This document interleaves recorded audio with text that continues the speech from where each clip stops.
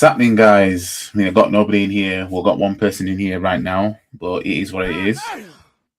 You know, I don't expect my streams to get bare views like that, but it is what it is. But we're here for a match preview, and it's another must-win game. And this is one of 5 games of the games we did not get a win against last season. Yeah, starting with Everton versus Arsenal. And this is our first visit at their new Dickinson Stadium.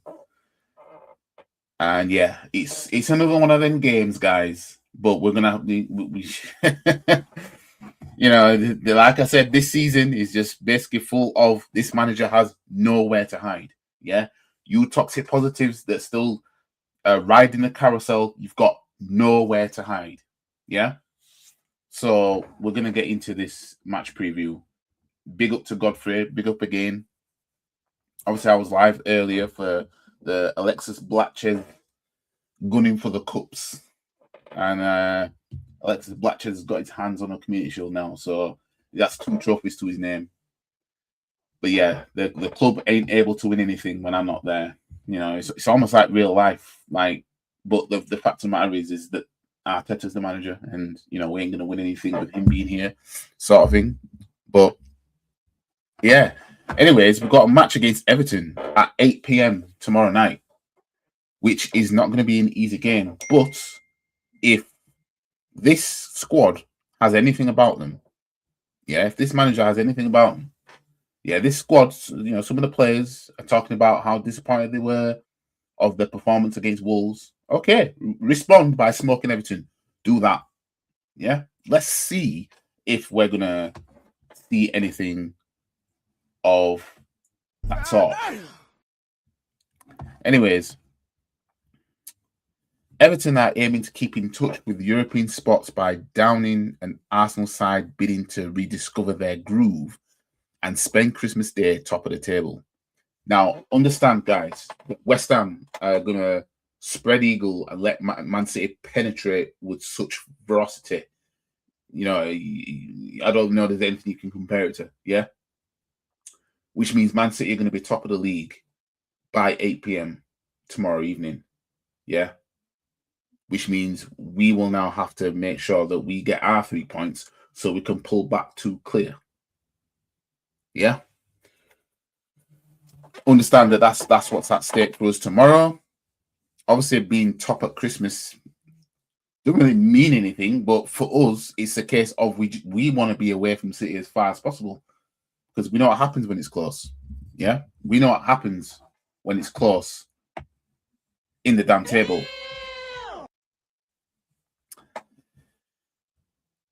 Informed Everton fell short away to Chelsea last weekend, 2-0, suffering just their second Premier League loss in 7 outings, winning 4, drawing 1. That result saw them drop to 9th in the table. But they're still firmly within touching distance of the European places, with just 2 points separating them from both 6th ahead of the round. A win here would ensure they occupy a top half place during Christmas for the first time since 2020-2021 campaign. But as Everton have lost all 5 of their league games against teams competing in the Champions League this season, securing it doesn't appear likely based on recent results. So Everton have got a poor form against sides that are in the Champions League spots. We also have a poor record in terms of not being able to get a win against a side that's in the top 6 or top 5. So anybody that's around us, yeah. It was a far from impressive victory for Arsenal in the last round as they scored second half stoppage time to overcome winless Wolves 2-1. Well, we didn't actually score, though, did we? It was an own goal.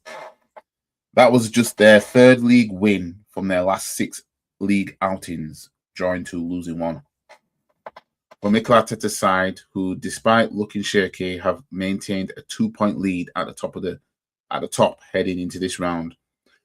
Victory for the North London club will see them top of the table at Christmas for just the 3rd time in the last 4 seasons, having done so just twice in the first 30 Premier League campaigns. But they'll need to snap a 3-game winless away run in this competition, drawing 2, losing 1, to guarantee it. Now, yeah, we haven't won an away game. Our last 3 away games we haven't won. You know, if we're going to try and win the league and do all this good stuff, we need to sort that out. Everton are winless in the last 5 Premier League head-to-heads, drawing 2, losing 3. And the 2 that they drew was last season to us. Yeah? A 0-0 win at the Emirates. And a 1-1 draw at Goodison. And I've only lost more such games against Man United, 42, than they have against Arsenal, 38. So we've got a 60% chance of win probability, 60% for us, 90% for Everton. So the rest of that will be a draw. Everton are undefeated in their 3 home games against sides starting this round in the top 10, winning 2, drawing 1. 5 of Everton's last 7 Premier League games saw under 2.5 goals. Arsenal conceded the first goal in 5 of the last 7 away Premier League games. Arsenal are just one of 2 sides yet to concede a penalty this season. What the hell? I wonder who the other 2 sides are. Dwight McNeil could make his 100th Premier League appearance for Everton in this match and assisted in the winning goal the last time the Toffees beat Arsenal. Away day specialist Leandro Trossard has been involved in 9 goals in his last 9 away Premier League appearances for Arsenal. 6 goals, 3 assists. Everton will be without Ndiaye and Guy after they left to represent Senegal in the Africa Cup of Nations, while Kieran Dewsbury-Hall is doubtful. Ben White is the latest to join a long list of injuries for the Gunners after he limped off against Wolves. So, will not play for Everton. They've got a few players, and Jack Grealish might not play. Him and Dewsbury-Hall are questionable. But all the rest is just they will not play, international duty and injuries. With us, we've got no questionables. We've got will not play, which is Max Dowman, Gabriel, Havertz, Mosquera, and Ben White. Now, Gabriel is looking to come back at least for the end of this year, so probably the game against Villa at home that he'll probably be back for. And we know what this manager's going to do, don't we? We know he's going to play him into the ground. Gabriel is going to see 90 minutes every single game as soon as he comes back. And that's the problem, yeah? He's managing these players. He ain't going to ease him back in. He's not going to do none of that because he's a rookie manager and he needs to win now kind of thing. Yeah? That's what he does. That's what you get with rookie managers. Kai Havertz has suffered a setback, so now he's been pushed back to mid-January where he's looking to come back. Honestly, for a player that can't run and hasn't been known for having such lengthy injuries, he came here and now he just can't stop being injured. You know what I mean? He's well and truly broke up now.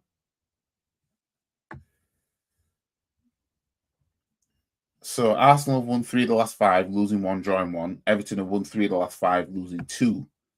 And our head-to-head record with each other in the last 5 matches shows Arsenal have won 3 of the last 5, drawing 2. And the 2 draws was last season. Yeah. Before last season, we beat them 2-1 at the Emirates, which was the last game of 2024 season, where we took it to the last day and we struggled against them, but we ended up getting over the line. Before that, we beat them 1-0 at Goodison Park. And then before that, in 2023, we smoked them 4-0 at the Emirates. And then going back to before that, Everton beat us 1-0 at Goodison Park when Sean Dyche gave them the new manager mounts. So the last time Everton had beaten us at the Emirates was, behind closed doors, beat us 1-0. And the last time they've beaten us altogether was that 1-0 that I spoke of, where Sean Dyche was their manager. Because before we beat them in the 2024 season at Goodison Park. We haven't won there since 2017 when we beat them 5-2. So Everton had a good record against us at Goodison Park, but never were they getting anything at Arsenal until that 2021 season. If I go back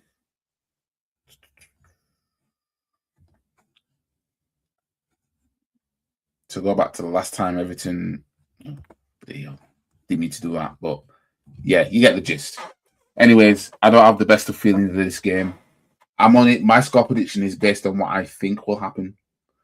And because I know Man City are going to steamroll West Ham tomorrow, that puts us in second. Knowing that we're going into this game needing to win, going at a new stadium we haven't played at before. You know, Everton, they're going to make sure that they are at their absolute best, as teams do against us, you know, because teams, they respect us. And, you know, even though some could say it's all good, teams respecting us, what comes with that is them being so hard to beat. So I'm going with the score of Everton 2, Arsenal 0. Yeah.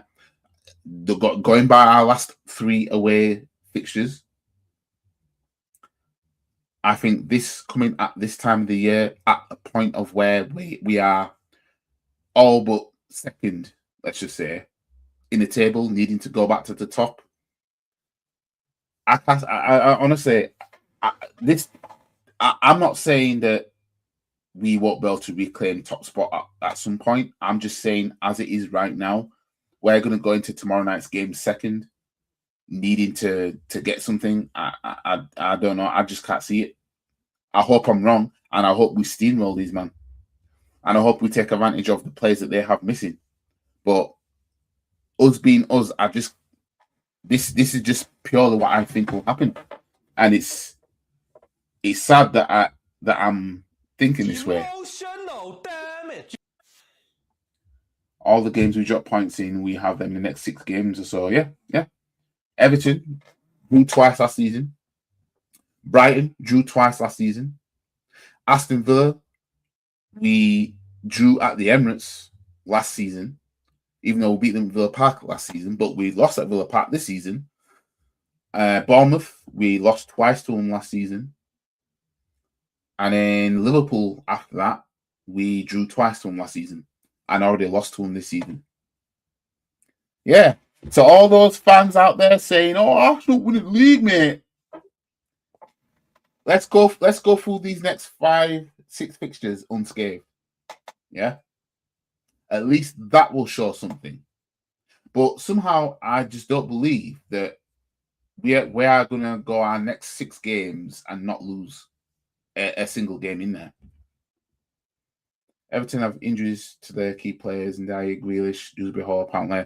Ndiaye's with Africa Cup of Nations, Grealish and Dewsbury Hall, they're questionable. Another draw is possible, but I'll go 2-1 Arsenal. I'm 2-0 loss, YG. Yeah, I'm going 2-0 loss. Just us being us. Us being us going, you know. Maybe if we were playing first, like a 12:30 kickoff or something, or 3 p.m., maybe my score prediction might have been a bit different. But I hope I'm wrong, and I hope that this Arsenal side surprises me. But we've not been playing great recently. In fact, we played the best in the Champions League. As funny as that sounds. But yeah, it's just Arteta's been playing Gyökeres in midfield. That's why he ain't scoring. The thing is, Gyökeres, Arteta never wanted him. And it's showing by the way, you know, the way he still has his system set up. If he really wanted him, he would have adjusted the system around him. You know what I mean? I'm sure we were trying to play to Kai Havertz's strengths when he was moved when he was playing in midfield, and then he moved him into a number 9 position.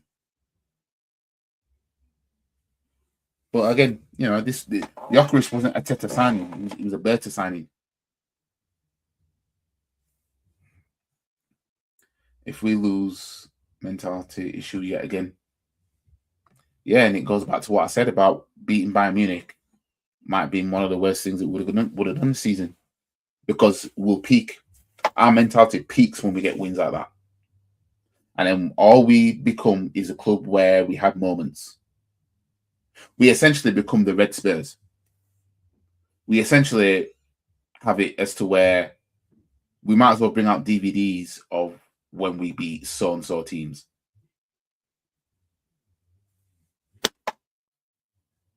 That's the problem with this football club and the fans. The man wanted Sesko. We opened talks with Leipzig first. Yeah, he wanted Sesko. Yeah, he wanted a younger player that he can mold into what he wanted him to be. That's what he wanted. I'm not sure if Gyökeres in this system. I'm not sure if he's going to thrive if this system keeps being what it is. I'm not going to lie. I'm not sure if he's going to thrive in it, because we're in December and Gyökeres' goals have been against sides that were in danger of going down. You know what I mean? Burnley, Forest, Leeds. It's you look at that and you think to yourself, you don't find that suspicious. You don't find that suspicious. You don't find that suspicious. We're not going to win anything again. I can just see it again. Unfortunately, that's what I can see. But that's because I've been used to it, number one. Number two, because of the manager we've decided to keep. We've got the squad. We just don't have the manager. And the scariest part, I mentioned that magic word. So, in all fairness, I've got to do it. The scariest part is we will go through this period and look back at it and be like, how did that Arsenal side not win anything? Just like the period of when we had Arshavin, Nazare, Adebayor, Song, Van Persie, players like that. Well, I won't say Ramsey, but those players who were there during the hot spot of that period of when we went 9 years without a trophy. Let's go with Nazare. Nazare never won anything with us. Yeah. Song, Arshavin, players like that. Shamak, Bentner, Squillaci. We had them man there. You know what I mean? When we had that period of when we were playing sexy football, but we weren't winning anything. That was a chance where it's like, how did that side not get an FA Cup at least? Get an EFL Cup at least? You know what I mean? Like I said, I always go back to this example. Look at the Spurs team of 2017. Yeah. They were killing it. Didn't win anything. That was that period. That was gone. That's gone now. And it looks like this is going to be the next lot. Oh, Saliba, Gabriel in defense, Timber, Calafiori, Raya, Odegaard, Eze, Rice, Saka and them man, Martin and them man went through that period of when that side should have won something, didn't. I don't want to see that be a reality, that we look back at that and it's a period missed where that side should have been winning trophies. I thought Gyökeres would score goals regardless of the system, but if Tete is still stubborn and will not tweak it to play to his strength, he's going to suffer. Yeah. To be honest, I thought Gyökeres would bag no matter what. When people were comparing him to Darwin Núñez, because Darwin Núñez was killing it in Portugal, he was scoring bare goals, and then he came to Liverpool and he didn't match what he was doing for Benfica. I think it was. He didn't match what he was doing for Liverpool as he was for Benfica. And people were saying, basically that might be Gyökeres. He's killing it for Sporting, but he might not match it and he's nowhere near matched it. Nowhere near. I mean, it's a shame to have to see that. You got Odegaard that doesn't know how to pass Gyökeres the ball when he's running down through on goal. I mean, you got Timber basically stealing headers off Gyökeres.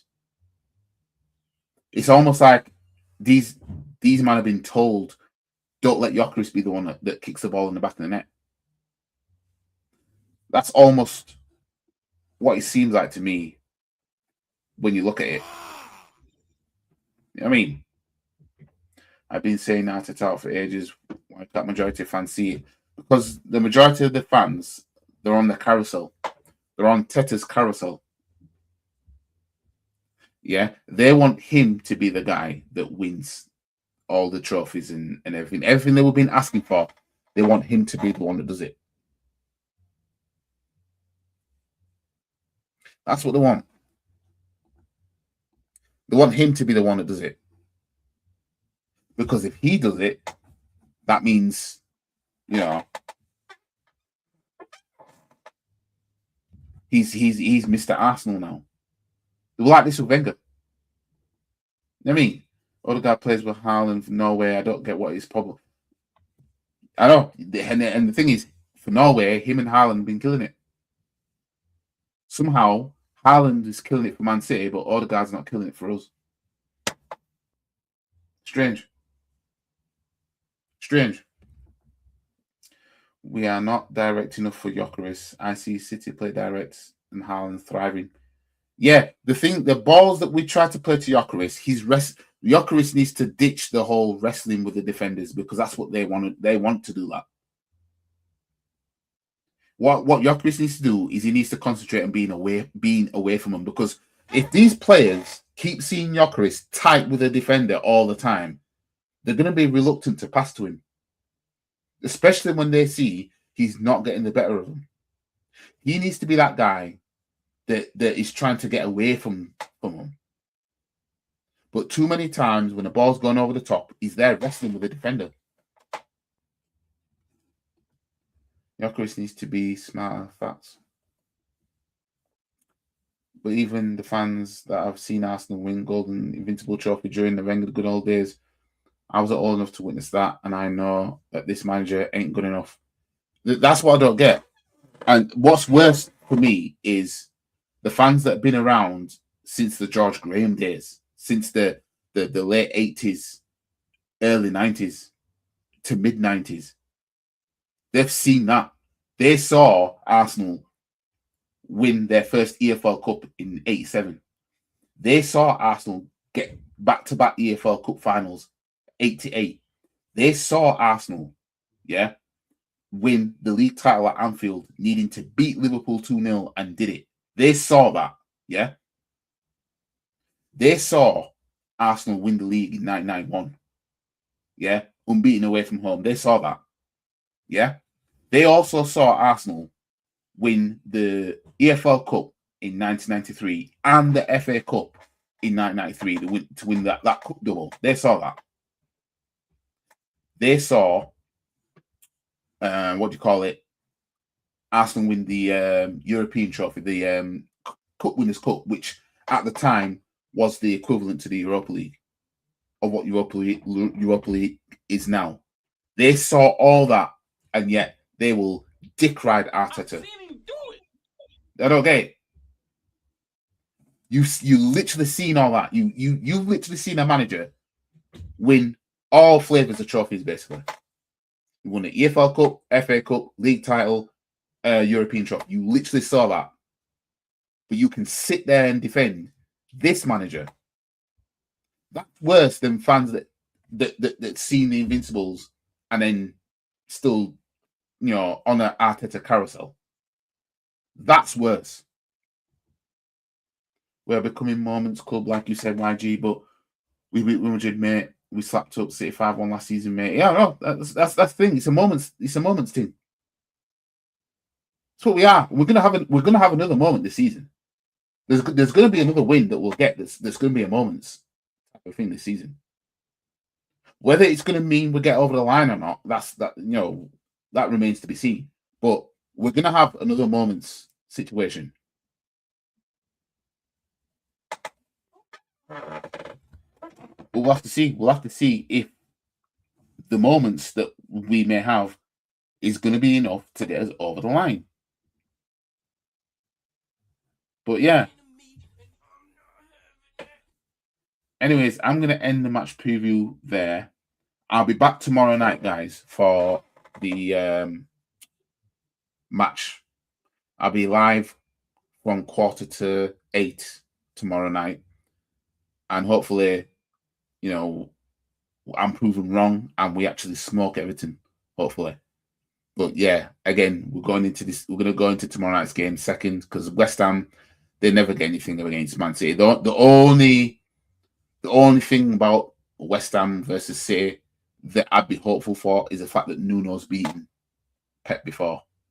He's gone there and won before, you know what I mean? So that's the only thing. Otherwise, West Ham are just going to be like, no, West Ham fans will feel better knowing that City are going to be top. Yeah? That's how weird some fan bases are. Yeah? You got Man United fans that can't wait to see Man City go top. You got Liverpool fans that can't wait to see City go top. All because we don't want Arsenal to win the league. Tell me, name another football club who's hated that much in their respective leagues. Yeah? Name another football club who's hated like that, to where even the arch rivals of certain clubs would rather see you go top so that another club ain't top. Name the Celtic or Rangers fans who would rather either one of them be top over another club just because they don't like another one. Yeah? I ain't heard of it. I mean, you got Man United fans and Liverpool fans that are being cooks for Man City. I understand Chelsea fans. I understand Spurs fans. But it is what it is. But anyways, guys, like I said, that's it for the match preview. Like the video, share the video, comment, subscribe to the channel. Hype the video as well. Hype the video, yeah? Because channels with under 500,000 subscribers, there's a hype button, yeah? Where the like button is, there's a hype button there.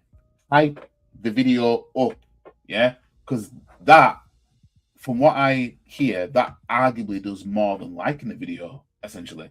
I think that's kind of the hype button is like a liking a video on steroids, basically. So like the video and then hype the video.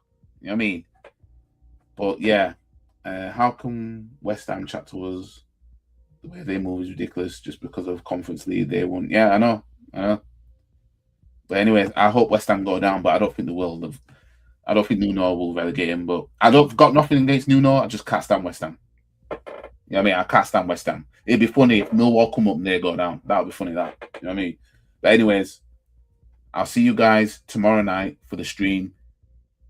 And yeah, I plan on staying up tonight because I want to watch the Jake Paul AJ fight. You know what I mean? So I'm going to the gym after this just to keep myself going. And then, yeah. But anyways, guys, I'll see you in the next one. Peace. And if anyone wants to have a come at me... Meet me in the car park, bro! Meet me in the car park! Because I'm a black belt in karate. Stop the cap. Come and have a pop. I don't think you have the facilities for that, big man.